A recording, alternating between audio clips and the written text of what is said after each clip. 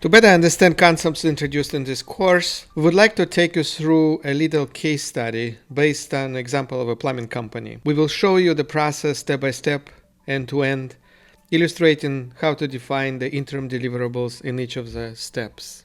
Why a plumbing company? So even though this methodology is probably better suited to design pivot for companies like Dropbox or Facebook or Google or Viber or Yahoo or Amazon, we decided to go with a low-tech industry, primarily because the business model used by these plumbing companies is relatively simple, and we hope that most people should be familiar with it, with all the concepts and models used in this case study, at least from the experience dealing with the plumbing companies as a client. As a disclosure, we don't have any expertise or professional or specialized knowledge about the plumbing industry, and our examples based only on the layman level of understanding that we have. Also, from our experience dealing with plumbing companies as a client. What was interesting is that as we started going through the process, we ended up discovering new innovative ideas that we didn't think or know about upfront prior to this exercise.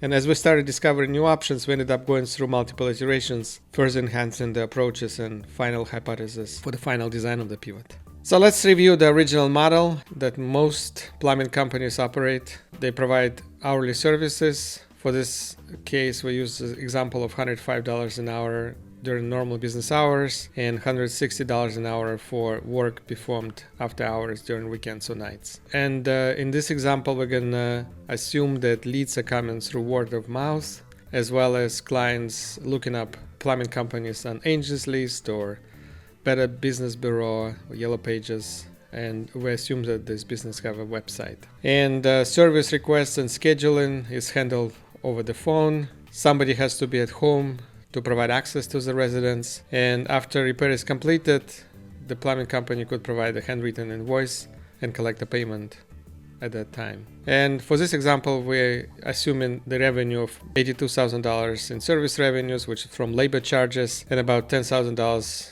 in profit from resale of parts or appliances. Our assumption is that billable utilization, which is number of billable hours actually charged to the client, is about 15 hours per week. And on an annual basis, we assume it's about 700 clients. So let's look at the process that most of us probably familiar with as far as how we handle plumbing issues today with most companies. When an issue comes up, we search for plumber recommendations. We can ask around our friends, our colleagues, our neighbors. We can look through the user reviews. We can select a couple or two or three best candidates to create a short list. And then we would need to contact each of them to check if they're available, how much they would charge to diagnose the issue, and come up with an estimate. And then we would need to schedule for each of the plumbers that we want to engage with. We would need to schedule on-site visits.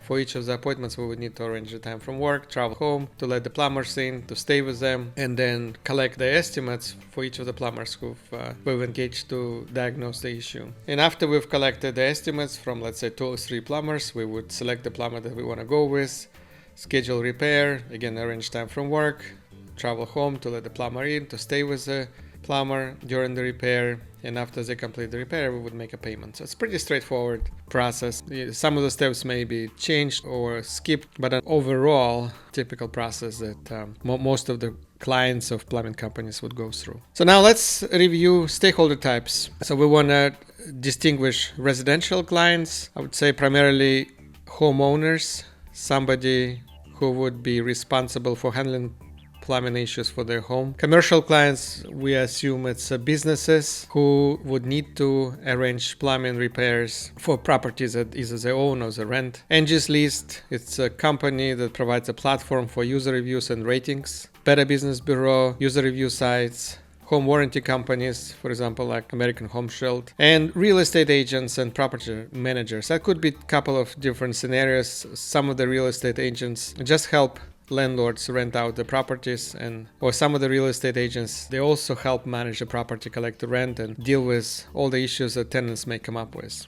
So we're gonna use that stakeholder type for all of these real estate agents who can either help to rent out or can help to rent out as well as to provide ongoing management. And finally, landlords and property management companies. So basically they rent out the properties to the tenants. However, if tenants run into any issues, let's say plumbing issues, they would need to engage the landlord or their representative, and landlords or their representatives or their property management companies would have to deal with arranging the repairs, picking up the plumbing services companies and coordinating the repairs with them.